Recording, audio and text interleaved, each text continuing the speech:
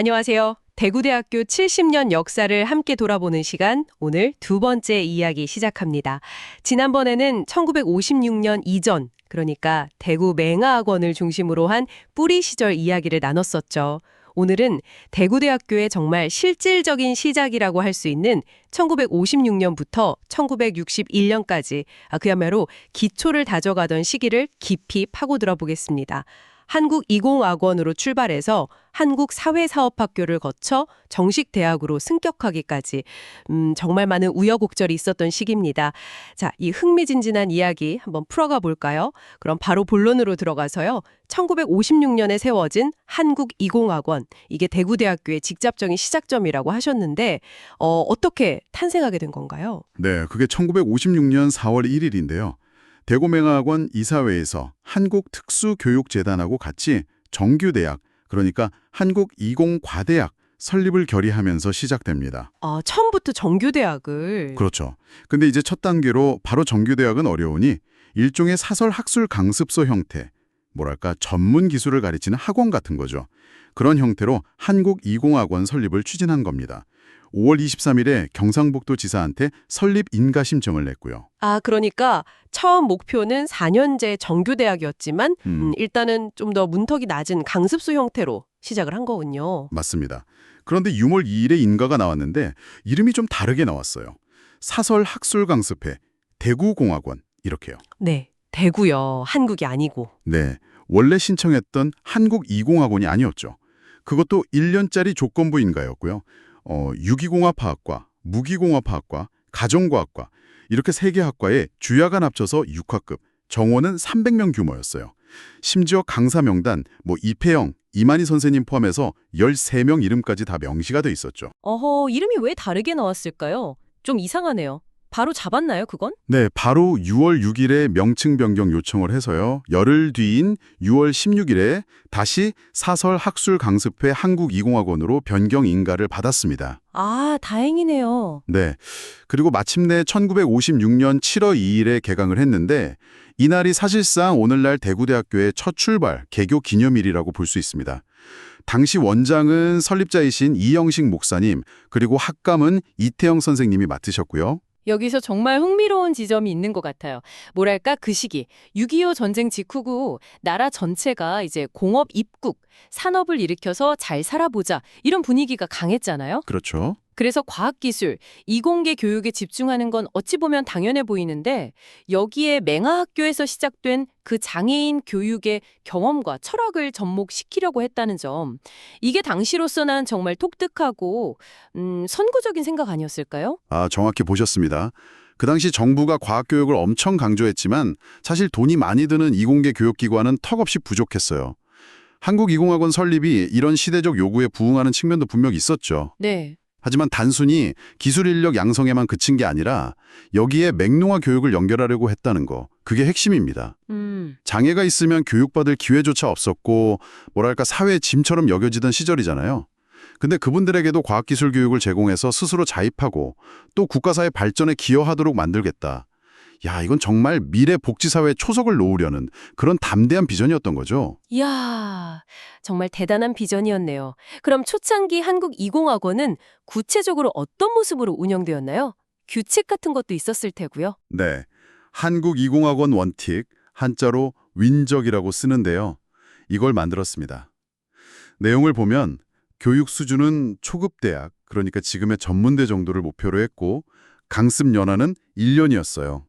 1년이요? 네, 입학 자격은 고등학교 졸업 이상, 학과랑 정원은 아까 말씀드렸고 연간 200일 이상 수업하고 선발고사를 봐서 학생을 뽑는다, 이런 내용들이 있었습니다.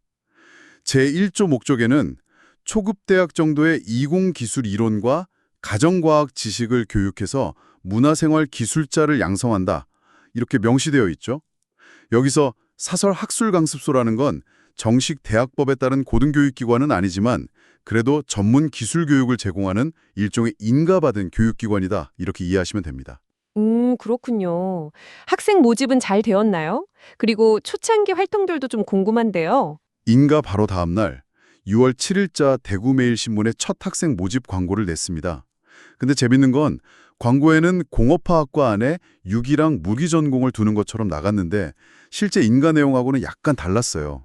아, 그랬군요. 네, 6월 한 달 동안 4번이나 광고를 냈는데 6월 21일, 22일에 시험을 치르고 뽑힌 학생은 70여 명이었습니다. 70명이요? 정원이 300명인데. 네, 많이 미달이었죠. 초기 보직으로는 원장 이용식, 원감 이태영 선생님 외에 가정과학과장에는 박두순, 교무처장에는 이종호 선생님 등이 임명되셨고요. 정원 미달이라. 아, 시작부터 쉽지는 않았네요. 그래도 학생들과 교수님들의 활동 자체는 의미 있었던 것 같아요. 네, 첫 해 여름방학부터 교수랑 학생들이 같이 메탄가스 발생 실험이라던가 아니면 지프로 종이를 만드는 펄프 생산 실험처럼 당시 서민 생활 개선에 좀 도움이 될 만한 그런 연구를 수행했어요. 오, 실용적인 연구네요. 네, 또 대구 시내 수질 검사를 직접 해서 발표하는 등 사회 문제 해결에도 관심을 보였죠. 그리고 1956년 10월에는 초대 학생회장 최재길 학생을 중심으로 학생 자치회가 꾸려져서요. 해인사로 수학여행을 다녀오기도 했습니다. 뭔가 그래도 차근차근 자리를 잡아가는 것처럼 보이는데, 그런데 아까 잠깐 언급하셨던 그 중요한 땅 문제, 부지 확보 과정에서 엄청난 위기가 있었다면서요? 여기서 정말 영화 같은 일이 벌어집니다. 한국이공학원 설립 인가가 나기 바로 하루 전날이에요. 1956년 6월 1일 대구시 의회에서 갑자기 공유지는 민간단지에 줄 수 없다 이런 이유를 들어서 1954년에 학교에 증여하기로 했던 땅 있잖아요. 공동묘지터를 정리한 약 1만 평 정도 되는 부지. 이걸 몰수하겠다고 결의한 겁니다. 아니, 인가 하루 전에요. 이미 건물도 짓고 있었을 텐데 그 땅을 뺏겠다니요? 말도 안 되는데요? 그렇죠. 설립자인 이영식 목사님은 물론이고 학교 관계자들, 심지어 학교 설립을 돕던 외국의 후원 단체들까지 발탁 뒤집혔습니다. 특히 미국 해외 맹인원호협회, AFOB라고 하는데 이런 주요 외국 후원 단체들이 강력하게 항의하고 심지어 미 극동군 사령관까지 우려를 표명하니까 대구시도 마냥 밀어붙이기는 좀 어려웠을 겁니다. 아, 외부 압력도 있었군요. 네, 결국 6월 6일에 극적으로 타협안이 마련되어 이미 건물이 들어선 4,000평은 10년간 무상임대, 그러니까 공짜로 빌려주고 나머지 6,417평은 AFOB의 지원금으로 사들이기로 계약을 한 거죠. 계약금으로 38만 9천 원을 걸고요. 일단 급한 불은 껐네요. 그런데 여기서 끝이 아니었습니다. 미국에서 보내주기로 한 지원금 도착이 늦어진 거예요. 그래서 잔금 지급 기한을 넘겨버렸고 결국 그 계약금 38만 9천 원을 고스란히 몰수당하는 그런 아픔까지 겪게 됩니다. 이 땅 문제가 완전히 해결되는 건 조금 더 시간이 걸립니다. 와, 정말 시작부터 바람 잘 날 없었네요. 그런데 이 한국이공학원이라는 이름은 오래가지 못하고 1년 만에 한국사회사업학교로 바뀌게 되잖아요.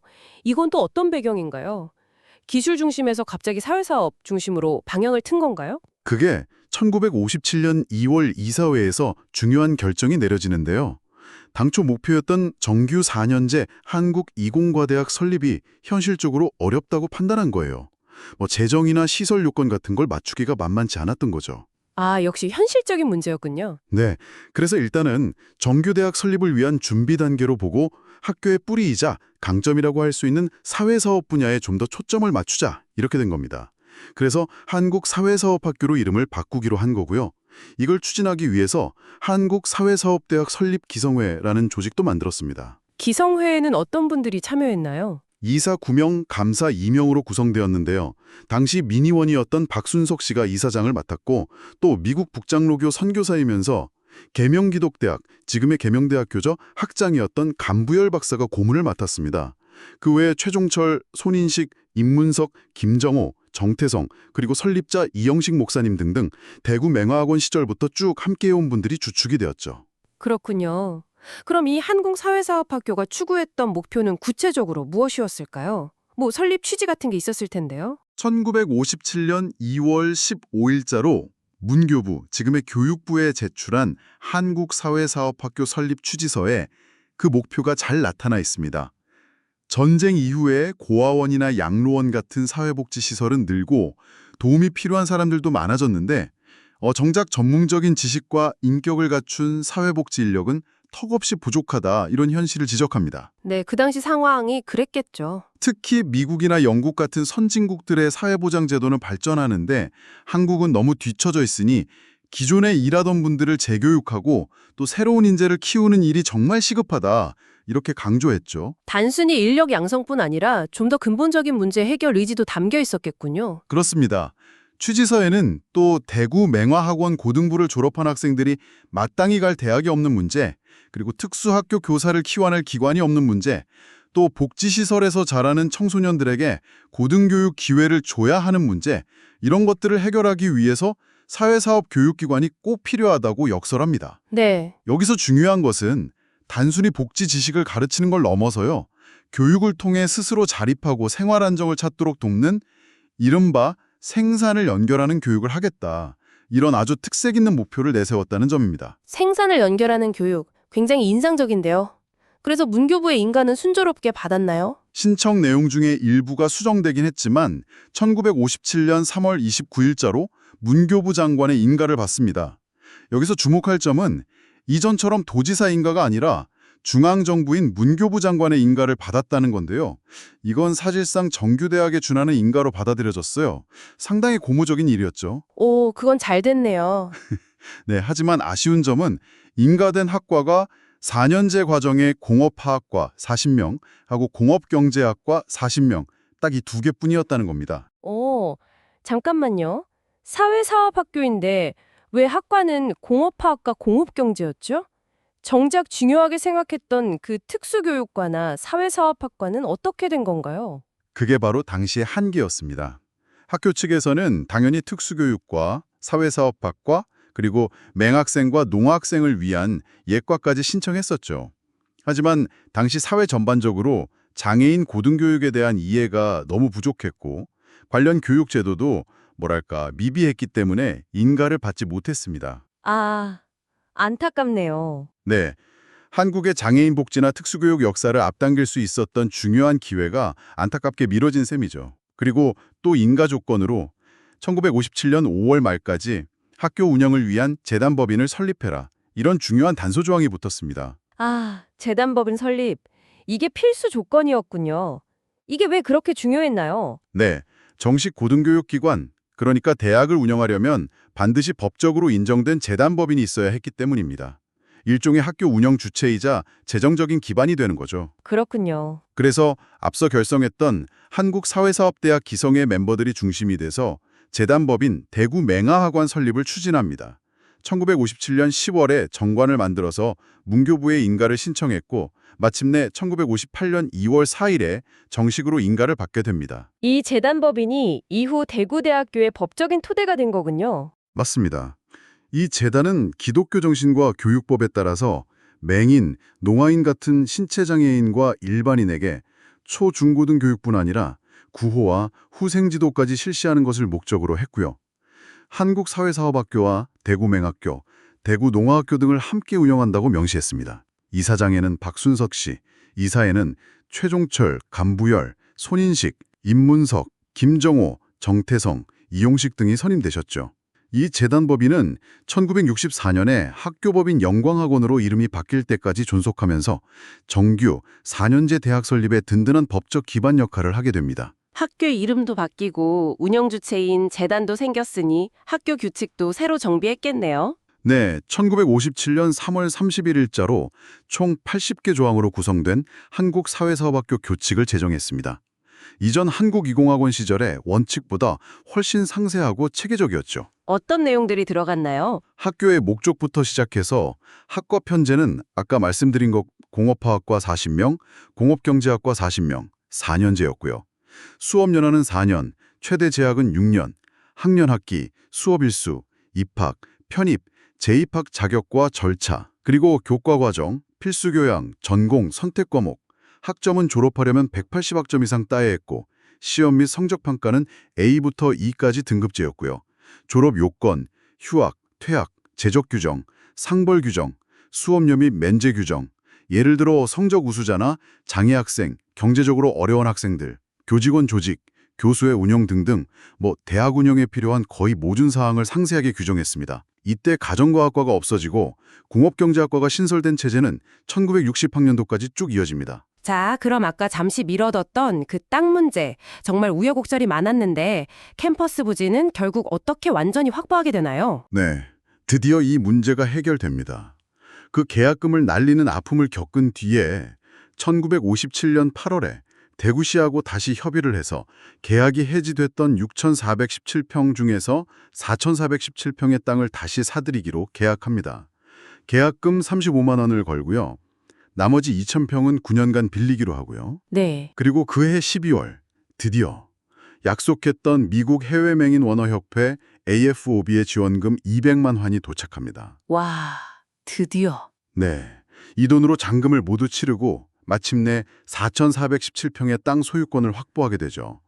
대구대학교 역사상 처음으로 우리 소유의 땅이 생긴 정말 감격적인 순간이었습니다. 와, 정말 그 AFOB의 도움이 결정적이었네요. 그럼 나머지 임대하기로 한 땅은요? 이어서 바로 다음 해인 1958년 1월 임대 중이던 나머지 땅 6,000평 있잖아요. 원래 무상 임대하기로 했던 4,000평하고 추가로 빌리기로 한 2,000평, 이 땅에 대해서도 매매 계약을 체결합니다. 계약금 30만 원이고요.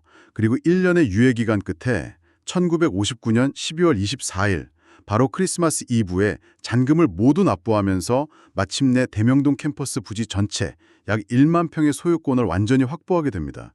이 과정에서도 AFOB의 추가 지원이 정말 큰 힘이 되었죠. 이야, 정말 끈질긴 노력이었네요. 땅 문제가 해결됐으니 이제 건물도 제대로 지어야 했을 텐데요. 맞습니다. 부지 확보와 함께 교사 신축도 본격적으로 추진했습니다. 이때도 미군의 원조 물자를 활용했는데요. 1957년 7월에 AFAK, 주한미군 원조처라고 하는데 여기에 19개 교실을 지을 자재를 요청해서 5개 교실 분량을 지원받기로 합니다. 같은 해 10월 30일에는 미 8군 관계자들까지 참석한 가운데 기공식을 열었고요. 네? 실제 공사는 근데 이듬해인 1958년 6월에 시작돼서요. 1960년 4월경에야 건평 490평 규모의 본관 건물이 완공됩니다. 교실 19개하고 강당 등이 들어섰죠. 완공까지 꽤 오랜 시간이 걸렸네요. 뭔가 또 어려움이 있었나요? 네, 과정이 순탄치만은 않았습니다. 특히 이 건물 공사에는 이용식 교장 선생님을 비롯한 교직원들, 대학생들, 그리고 정말 빼놓을 수 없는 것이 바로 부속 특수학교, 그러니까 맹학교, 농어학교 학생들이 직접 참여해서 벽돌을 만들고 날랐다는 사실입니다. 네, 학생들이요. 직접 벽돌을요. 네, 그야말로 땀과 눈물로 지은 건물이라고 할 수 있죠. 와, 교직원과 학생들이 직접 벽돌을 나르며 학교를 지었다니 정말 감동적입니다. 그럼 이 한국사회사업학교 시절의 교육 내용이나 학생 활동은 어땠는지 좀 더 자세히 알고 싶어요. 당시 교수진에는 경제학계의 권위자였던 부광식 교수님 같은 분들도 계셨고요. 외부 강사들도 많이 초빙했습니다. 공업학과와 공업경제학과의 교육과정을 보면요. 교양 과목 36학점, 전공 과목은 공업화학 102학점, 공업경제 96학점 정도 개설되었고 그리고 선택 과목 36학점 이렇게 구성되어 있었어요. 네. 여기서 정말 주목해야 할 점이 있습니다. 어떤 점인가요? 비록 정식으로 인가받은 학과는 공업화학과와 공업경제학과였지만 선택 과목 목록을 보면요. 특수교육개론, 점자교육, 구화교육, 사회사업개론, 사회사업 법제 같은 과목들을 개설했다는 겁니다. 아, 정식 학과는 아니지만 과목으로라도 계속 이어갔군요. 그렇죠. 이건 학교 설립의 본래 목적과 정체성, 그러니까 특수교육과 사회복지에 대한 의지를 어떻게든 이어가려고 했던 노력의 증거라고 볼 수 있습니다. 그리고 이 과목들이 훗날 대구대학교 특수교육학과와 사회복지학과 교육과정에 정말 중요한 밑거름이 되었죠. 와, 정말 끈질기게 그 씨앗을 지키고 있었네요. 그럼 졸업생도 배출되었겠죠?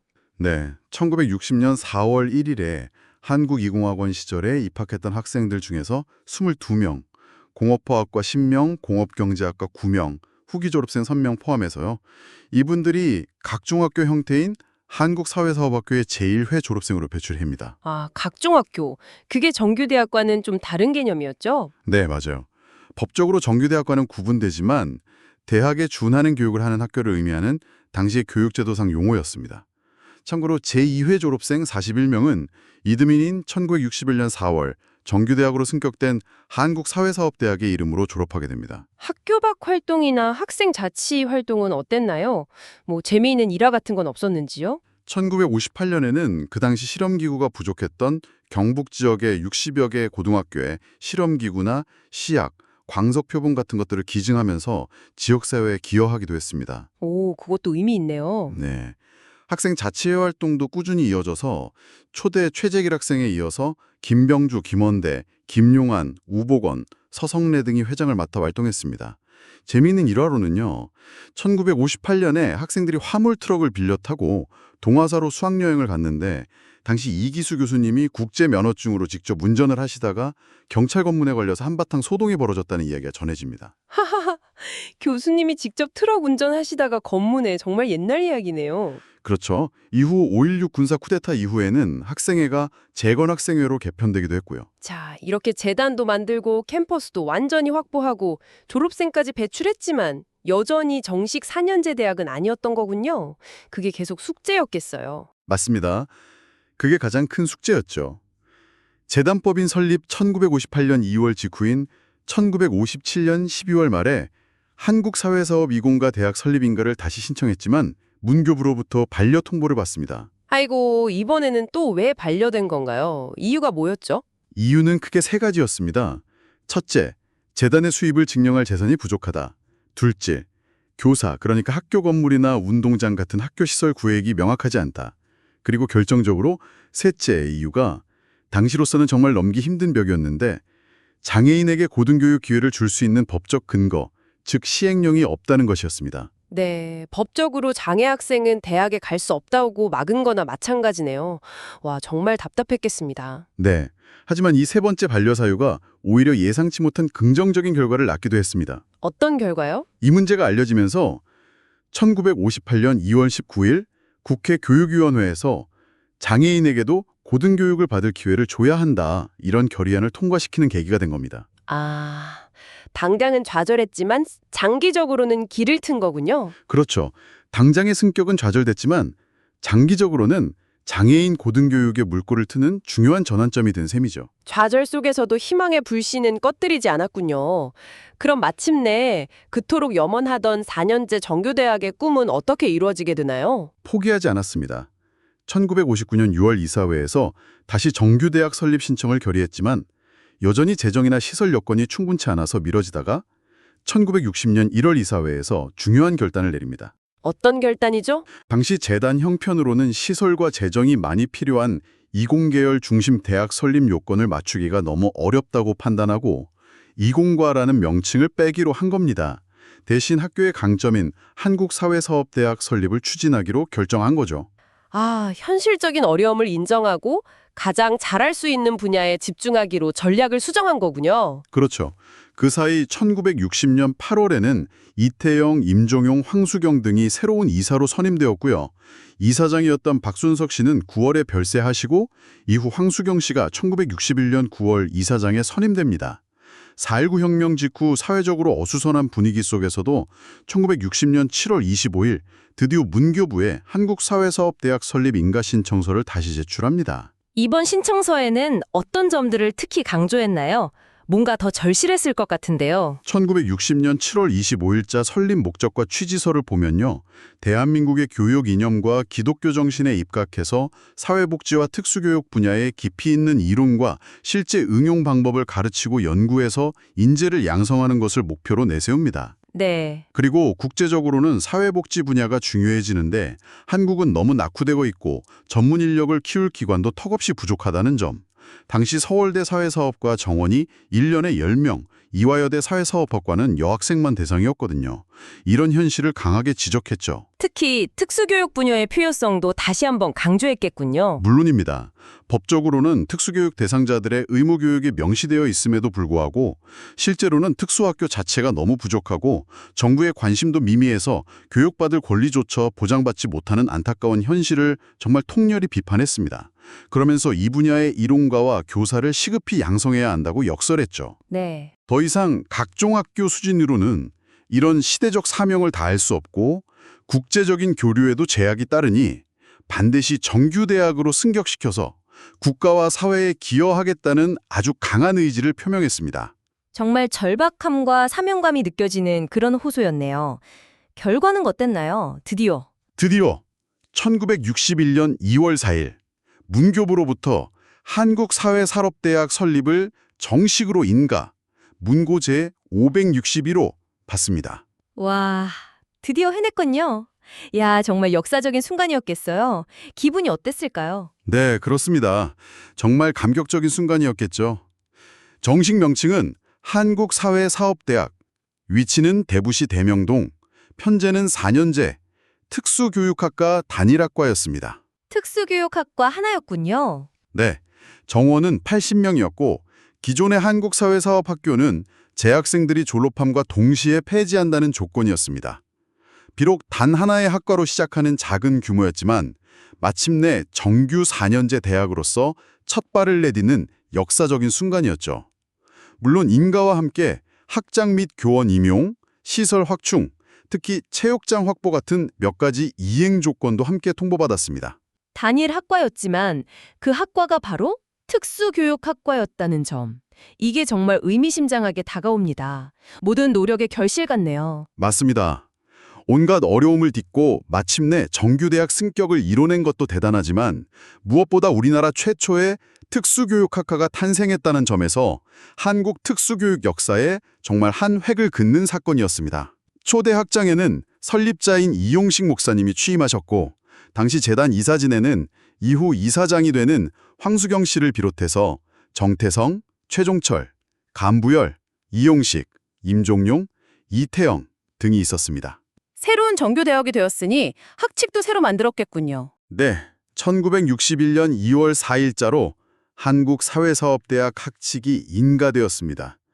이전 한국사회사업학교 학칙과 큰 틀은 비슷했지만 학교 목적에 대한민국의 교육 이념이 명시적으로 추가되었고요. 학년 시작일도 3월 1일로 바뀌는 등 정규대학으로서의 체계를 갖추었습니다. 특수교육학과 졸업생에게는 문학수사학위를 수여하도록 했고 교직원 직제도 학장, 부학장 등으로 정비되었죠. 첫 신입생 모집은 어땠나요? 특수교육학과 하나만으로는 학생 모집이 쉽지 않았을 것 같은데요. 뭔가 전략이 필요했을 것 같습니다. 네, 설립인가 직후 바로 대구매일신문에 1961학년도 신입생 모집 광고를 냈습니다. 공식 학과는 특수교육과 정원 80명 하나였지만 말씀하신 대로 학생 모집의 어려움을 고려해서 운영의 묘를 살렸습니다. 운영의 묘요? 어떤? 특수교육과 안에다가 사생교과 경제학 전공하고 과학교과 화학 전공을 두는 방식으로 운영한 거죠. 사실상 이전 학과들의 명맥을 잇는 것처럼 보이게 한 겁니다. 그리고 사회복지 관련 강좌를 개설하고 교직과정 이수도 가능하다는 점을 명시했어요. 아, 공식적으론 특수교육과 하나지만 내부적으로는 전공을 나눠서 좀 더 다양한 배경의 학생들을 유치하려고 했군요. 네, 일종의 고육지책이었죠. 거기에 더해서 여학생 학비는 반액 감면, 성적 우수자 장학금 지급, 해외 유학 알선, 부속 특수학교 강사 채용 기회 제공, 현직 교사나 직장인 우대, 졸업 시 고등학교 2급 정교사 자격 취득 가능 등등 정말 파격적인 조건들을 내걸었습니다. 와, 정말 절실했네요. 네, 어떻게든 신입생을 유치해서 새로 출범하는 대학의 기틀을 다지려는 절실한 노력이 엿보이는 대목입니다. 여기서 2대 학장이 되는 이태영 선생님의 훗날 1985년 회고를 잠시 들어보면 좀 흥미로운데요. 일본 유학 시절에 아시아 맹인복지회라는 곳에 참석했던 경험을 통해서 장애인 교육과 복지를 위한 이론 개발, 그리고 지도자 양성의 필요성을 절감했다고 합니다. 네. 그래서 대학을 설립해서 일반 학생들의 등록금으로 재정난을 겪던 맹아학교 운영을 돕겠다, 이런 구상도 있었다고 솔직하게 밝히셨어요. 물론 초기 현실은 오히려 대학이 특수학교 시설을 빌려 쓰는 경우가 더 많았다고 인정하기도 하셨고요. 자, 오늘 이야기 한번 정리해 볼까요? 정말 파란만장했네요. 1956년 전쟁의 폐허 속에서 한국이공학원이라는 이름의 사설 강습소로 첫 발을 내디뎠습니다. 시대적 요구였던 이공계 교육과 설립자의 오랜 신념이었던 장애인 교육을 결합하려는 아주 야심찬 시작이었죠. 네, 그랬죠. 하지만 곧바로 부지몰수 위기라는 엄청난 시련을 겪고 또 현실적인 어려움 속에서 한국 사회 사업학교로 방향을 전환하면서 정규대학 설립의 꿈을 계속 이어갔습니다. 법적, 재정적 장벽에 부딪혀서 번번이 좌절하면서도 포기하지 않고 정말 끈질기게 노력한 끝에 마침내 1961년 우리나라 최초의 특수교육학과를 갖춘 정규 4년제 한국사회사업대학의 문을 열었습니다. 이야, 정말 파란만장한 기초 다지기 과정이었네요. 네, 오늘 살펴본 1956년부터 1961년까지의 시기는 대구대학교가 지금의 정체성을 갖게 된 그 뿌리를 이해하는 데 매우 중요합니다. 대구 맹아학원에서 시작된 사회복지와 특수교육에 대한 헌신과 철학이 비록 현실적인 이유로 잠시 화학이나 경제 같은 다른 분야의 학과를 운영할 때조차도요. 그 선택 과목 등을 통해서 그 명맥을 끈질기게 이어왔다는 것을 확인할 수 있었죠. 네, 그 점이 인상 깊었어요. 그리고 결국 특수교육학과 설립이라는 결실을 맺으면서 이것이 대학의 핵심 가치로 확고하게 자리 잡게 되는 그 과정을 보여줍니다. 다음 시간에는 이 작지만 단단하게 뿌리내린 씨앗이 어떻게 더 큰 나무로 성장해 나가는지, 1961년 정규대학 설립 이후의 발전과 또 다른 도전들에 대해 이야기 나눠보겠습니다. 마지막으로 여러분께 질문 하나 던지며 마무리할까 합니다. 1961년 단 하나의 학과, 그것도 당시로서는 참 생소하고 어쩌면 비주류였을 특수교육학과를 설립하기 위해서 그토록 오랜 시간 힘겨운 과정을 거쳐야 했다는 사실. 이것은 당시 우리 사회가 장애와 특수교육을 어떻게 바라보고 있었는지, 또 관련 분야에 대한 사회적 자원과 인식이 얼마나 부족했는지를 짐작하게 합니다. 그때로부터 60여 년이 흐른 지금, 우리 사회는 과연 얼마나 달라졌을까요? 장애인 고등교육과 사회통합에 대한 우리의 인식과 현실은 얼만큼 나아갔는지 한 번쯤 진지하게 생각해 볼 지점이 아닐까 싶습니다.